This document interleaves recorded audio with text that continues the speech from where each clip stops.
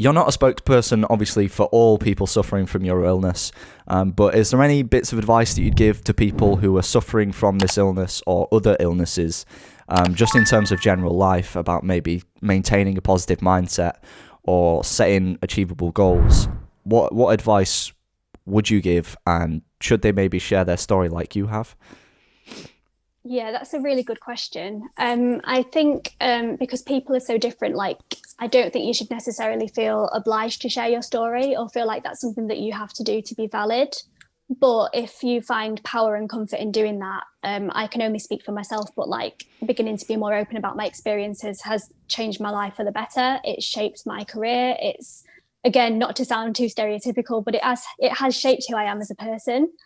So I think my best advice would be, I mean, I'm still trying to remind myself of this now, but there's very much nobody's path to follow but your own, especially Mm. when you're dealing with a chronic illness. So it can be very easy to look at the people around you and compare yourself and think, oh, I'm not doing things like them, so I must be a failure. When at the end of the day, like your life is very much your own. It's all about finding what works for you and your own situation. And it took me years and years to figure that out. And it's something that I still forget now.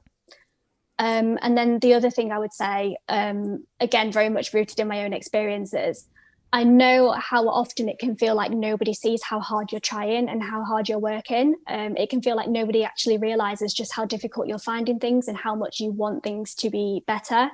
But please hang in there, because even if it's not now, your time is coming, your time will come.